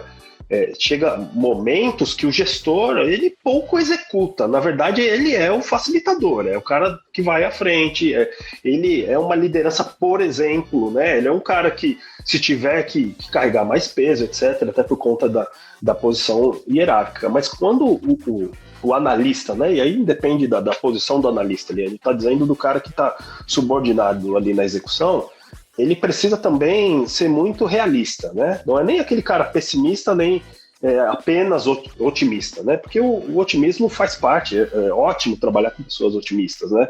Mas ele precisa entender o momento dele. Então, pedir feedback, pedir treinamento, quando ele entender que ele também está tomando decisões erradas, que ele já teve esse retorno dos gestores, ou de gestores, como você colocou, Mariotto, às vezes o seu gestor não é aquele cara que te encoraja, que te joga para frente, mas peça de colegas, às vezes os seus familiares mostram, né, muito isso para você, sua rede de amigos pessoais, né? Então esse network ele extrapola o âmbito profissional. E aí você se antenar, fala, cara, o que falta? O que me pede? Né? Eu sou um cara que eu sempre deixo isso muito transparente com quem eu trabalho, tanto com os meus gestores como os meus subordinados, de cara, pintou uma entrevista, pintou uma vaga, participa do processo. Mesmo que você não queira sair da instituição que você está. Mas uma sala de entrevista, um processo seletivo, ele diz muito sobre como que você tá, se você tá atrativo, se você tá no jogo, no páreo para as posições. Né? Quantas vezes eu já tive colegas subordinados e às vezes até gestores que numa conversa falou, cara, eu esperava que eu estivesse mais bem ranqueado ali. E eu vi que os meus concorrentes estão um passo à frente. E aí chega a pergunta, né? A gente está inserido num universo que tem poucas opções, né, hoje de capacitação, né? A gente tem a RLA mesmo aqui, mas às vezes não tem uma formação, uma graduação, uma pós-graduação. Eu tive o privilégio de fazer uma especialização, uma graduação na área, mas hoje a gente vê, às vezes não tão específico para nós, aí a gente faz um curso paralelo para, de repente, triangular, muito vem da experiência no dia a dia, mas você sair desse conformismo ali, né, de falar, poxa, é isso aí, é isso que eu espero, é bem importante, né? Então, assim, entender o seu momento, se validar, né, olhar, falar, cara, estou indo bem, não estou indo bem, e mais até do que isso, né, se a instituição, o lugar que você está, infelizmente, em algum momento, hoje as empresas têm mudado bastante, mas se em algum momento ela não te autentica ali, né, se ela não te valoriza, é hora de procurar mesmo onde te valoriza, sabe? E acreditar em você, né? Acho que o Jack trouxe, e a gente falou aqui dessa rede de contatos, né, o network, participar, tá antenado, não é aquele cara que para de trabalhar, vai olhar para outras coisas, sabe? Quantas vezes, eu acredito que várias e vários dos colegas que estão aqui fizeram muito mais do que dentro das suas 8 horas ali, das suas 7 horas por dia. Então, se capacitar mesmo, em todos os sentidos, vai fazer a diferença para sua trajetória profissional. Muito louco, né? Essa postura de não ser CL treta, né? Faz todo sentido. Gente, eu queria... A gente tem um ritual aqui, né, no Papo de Payments, cujo... Especialmente hoje aqui, o Anzai já participou. Então vou mudar um pouquinho para o Anzai. Para vocês eu vou perguntar a mesma coisa. Anzai, o que é fracasso para você? Boa, porque eu não tinha mais sucesso não para responder. Cara, fracasso acho que é quando a gente perde nossa alma, assim, sabe? Quando a gente não tem mais inspiração, não consegue mais inspirar os outros, não consegue produzir mais, né? Até lembrando, teve a morte do Jô Soares a semana passada, né? E ele falou, não tenho medo de morrer, tenho medo de ser improdutivo, né? E acho que é muito isso, sabe? Putz, a partir do momento que a gente para de produzir, que a gente não tem mais vontade de fazer alguma coisa, não tem mais vontade de estar lá com a nossa alma, a nossa garra, acho que é um fracasso, sabe? Então, acho que qualquer um que esteja sentindo isso, é hora de mudar, sabe? É hora de procurar outra coisa para fazer, procurar outro emprego, mudar de função. Então, toda vez que eu acho que eu não estou sendo produtivo, eu acho que é um fracasso, sabe? Seja na vida, no profissional, em produtividade eu acho que é um fracasso para mim, assim. Então quando eu vejo que as coisas não estão andando, não estão caminhando da forma que eu defini, que eu espero, eu acho que eu considero como fracasso. A gente fala muito do sucesso, né, que é a jornada, não o destino, né? Então acho que é muito isso, sabe? O fracasso é quando a gente não consegue ter essa jornada, não consegue produzir e fazer o caminho para chegar onde a gente quer. Né? Muito foda isso, hein? Muito foda. Marcião, o que é sucesso para você?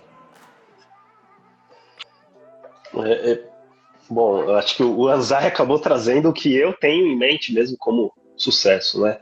O sucesso, assim como em paralelo a gente pode fazer com a felicidade, ela não é o final da história. Ela não é um objetivo que você busca. Muita gente busca, de repente, ter casa, carro, conquistar, viajar, etc. Mas o dia a dia faz parte do sucesso, né? As pequenas conquistas, as pequenas descobertas, os aprendizados. Né? Eu costumo dizer assim com o meu time, de que o final de um dia, quando você vai baixar a tela do seu notebook ou desligar o seu computador e entender que você entregou aquele dia, que o que você se propôs a fazer, aquele pedaço de projeto, ou para quem trabalha com demanda, conseguir atingir aquele objetivo, terminar o seu dia, voltar para casa, se ver diante de um espelho, na hora do seu banho, na hora de deitar, e falar, cara, mais um dia eu cumpri, né? Cumpri com quem me valorizou, que é a instituição, é o seu gestor que está acreditando com você, e eu cumpri com o meu cliente final, né? Para alguns, cliente interno, externo, né? Para outros, e principalmente com você ser honesto contigo. Quando a sua consciência te valida, né? E diz, pô, você é um profissional. Isso é o segredo do sucesso. Eu já tive gratas experiências, e experiências não tão gratas assim, de acontecerem coisas que eu avaliei, né? Falo, cara, será que isso é sucesso? Né? Será que isso está correto? Às vezes é uma resposta mal dada para alguém numa fila de um banco, é um mau atendimento de um agente público, porque ele acha que porque ele é um agente público e, enfim, não tem patrão ali, na verdade, o patrão somos todos nós. Então, assim, para mim, sucesso são as pequenas conquistas que faz parte com a felicidade. Então, para mim, tem esse sentido. Animal, cara, animal. Jeff, o que é sucesso para você? Eu vou pegar uma mescla do que o Anzai trouxe e o que o Márcio trouxe. Porque é o seguinte, eu separo em dois âmbitos. O primeiro, para você entender o valor do sucesso, foi necessário você ter fracassado. Porque até então você não sabia qual que era o valor do sucesso. Então, eu até classifico o fracasso nessa parte que o Anzai trouxe, é quando a pessoa ela quis fracassar. Então, ela deixou que as coisas perdessem ali o sentido para ela, porque aquilo para ela já não traz mais brilho aos olhos.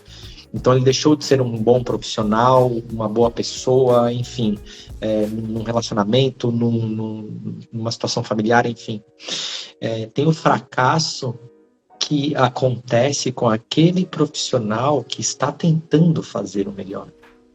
E ele tomou uma decisão ruim, ou ele seguiu um caminho ali por falta de conhecimento, experiência, e ele fracassou. Mas aquele caminho, aquele fracasso, fez ele repensar, de fato, para qual lado que ele precisa caminhar para o sucesso dele. Então, eu trago aqui diversas analogias. Quando você coloca um caminho lá no Waze, com o seu destino, então quando você entra numa rua errada, pegou um retorno que não faz parte do trajeto, o Waze vai lá e recalcula. O Waze, ele não fica lamentando, até porque é uma tecnologia, mas fazendo um paralelo, se eu tomei uma rota errada, eu não vou ficar me lamentando. Eu preciso corrigir essa rota rápido. Eu sei que eu fiquei um pouco mais longe do meu destino, mas eu preciso continuar. Então, o sucesso, para mim, é todo dia, entra no ponto do Márcio, que se você levantou e você fez o seu melhor, isso já é um sucesso. Pode ser que o seu melhor não foi o melhor que esperaram, tá? Mas foi o seu melhor. Isso já é um sucesso. E tem outro ponto que é fundamental. Se você quer algo de verdade, você vai se dedicar àquilo e você vai chegar. Se você for considerar uma pessoa de sucesso, é porque você chegou numa cadeira X, é porque você precisa ou já conquistou algo, que pode ser um bem material, se você se dedicou de verdade para aquilo, você chegou nele ou está para chegar. Não existe pessoa que não se dedica de verdade para os seus objetivos que não chega. Ela chega, mas não importa se ela vai chegar amanhã, na semana que vem ou daqui a alguns anos, ela chega. Então o sucesso para mim vai daquilo que você realiza diariamente e é aquilo que é o sentimento com o qual você acorda, vou fazer o meu melhor, e você vai dormir com a sensação, eu fiz o meu melhor hoje. Animal. Sabe que eu vou utilizar você aqui, Jeff, e a gente já está caminhando aqui para o final, mas vou utilizar aqui seu exemplo, seu, do Márcio, do Anzai, E uma das coisas que a gente pergunta sempre aqui no Papo de Payments é o que é sucesso para as pessoas, né? A gente acredita muito que a gente é a média das pessoas que a gente convive, né?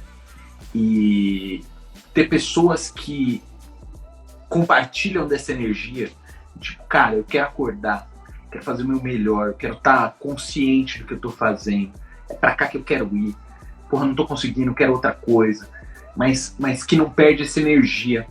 Muitas vezes a gente perde, e tá próximo de pessoas que te energizam é super, super fundamental.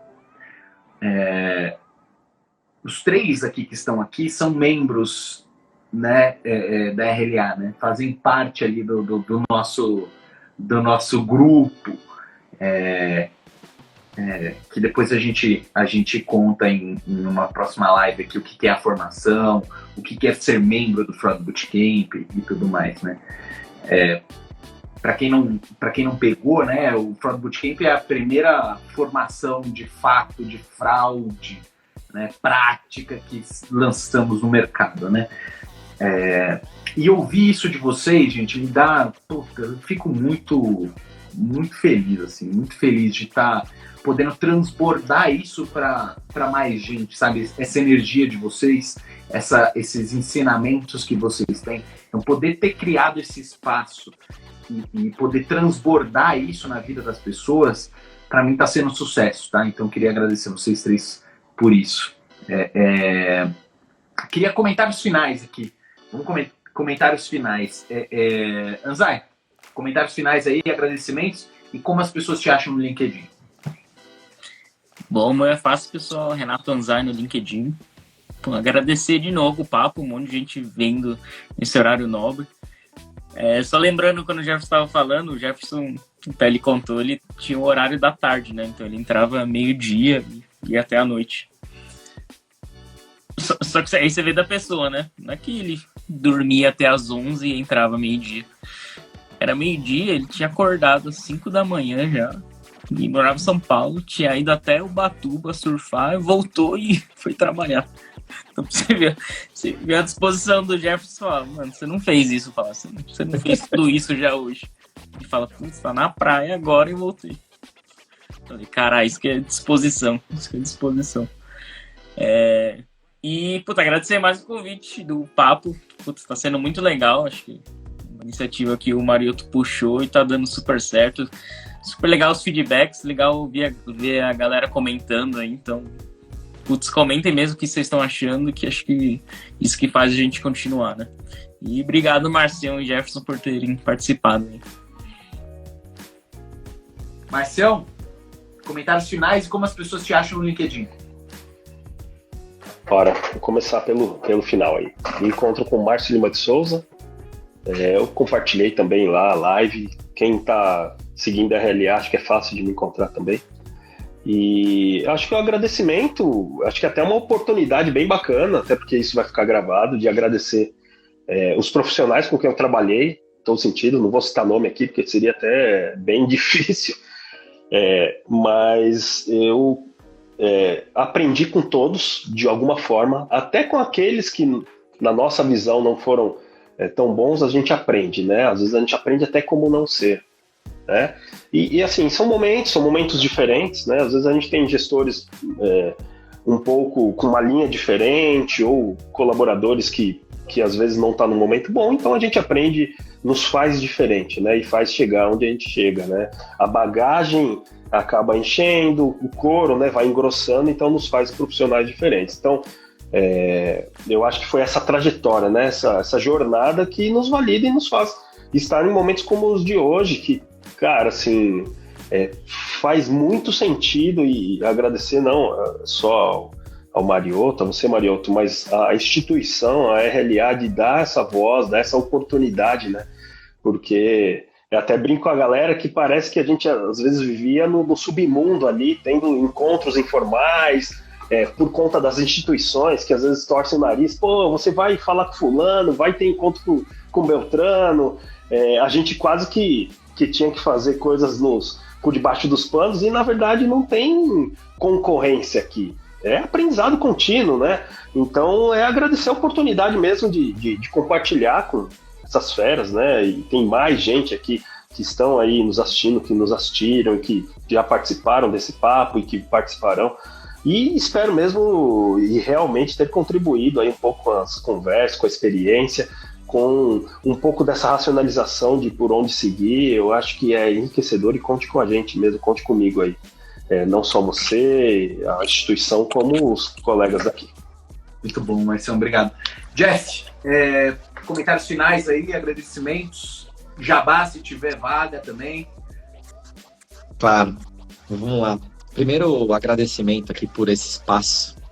Agradecer aí vocês da RLA pelo convite. Cara, muito sensacional participar desse bate-papo com vocês.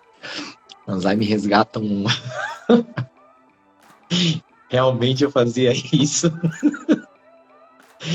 E era muito louco. Mas assim, o que eu gostaria de deixar aqui é que, primeiro, hoje não tem essa de competição. Quanto mais alinhados e compartilhar informações, todos nós aqui desse ciclo, quanto mais nós fizermos isso, melhores serão as nossas ações, mais eficiência nós traremos, né? Quanto mais compartilhamento de inteligência entre nós é fundamental, porque isso acontece fora daqui, né? E mais agradecer mesmo, e o meu LinkedIn é Jefferson Cerqueira, né? Jefferson com 2 Fs. E só para fechar aqui, eu me sinto lisonjeado de participar, de contribuir. Eu vi todos os comentários rolando aqui, tá, pessoal? Que não dava para falar para cada um deles, senão a gente não ia ter live direito. Mas muito obrigado pelo espaço, muito obrigado pelas pessoas que ficaram na live, que entraram um tempo, que não conseguiram ficar até o final, mas que contribuíram. E fico disponível aí também para próximos bate-papos aí, sempre que vocês tiverem essa necessidade. Muito bom, Jeff.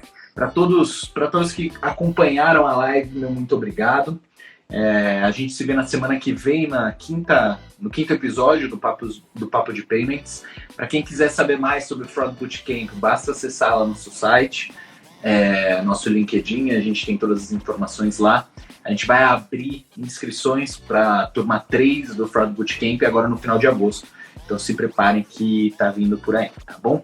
Gente, mais uma vez, muito obrigado. Uma ótima semana para todos vocês. Fiquem com Deus. E até terça-feira que vem. Valeu. Obrigado, pessoal. Boa noite. Tchau, pessoal. Vamos assistir Pantanal agora, hein?